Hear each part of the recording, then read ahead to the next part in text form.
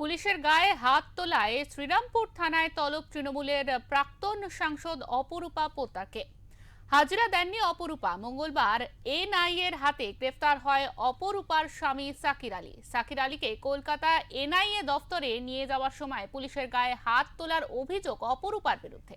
মঙ্গলবার রাতে অপরূপা পোদ্দারের বাড়িতে নোটিশ পাঠায় শ্রীরামপুর থানার পুলিশ। শ্রীরামপুর থানা চত্বরে আঁটোসাঁটো নিরাপত্তা ব্যবস্থা রয়েছে, মোতায়েন করা হয়েছে কেন্দ্রীয় বাহিনী। বেলা 12টায় শ্রীরামপুর থানায় হাজিরা দেওয়ার কথা থাকলেও সূত্র মারফত জানা যাচ্ছে কোর্টের দ্বারস্থ হতে চলেছে অপরূপা।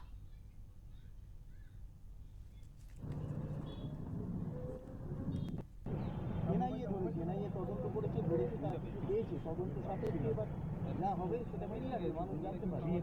এই গুন্ডামি আর চলবে না। আর পুলিশের গায়ে একজন প্রাক্তন জনপ্রতিনিধিও হাত দিচ্ছেন।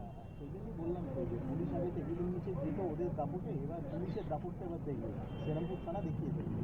আচ্ছা বলছি উনি একজন আইনজীবী হয়ে মানে এইভাবে পুলিশের সঙ্গে এইরকম তাদেরকে জিজ্ঞেস করুন না কোন আইনে এটা আছে, তিনি ব্যাখ্যা করুন।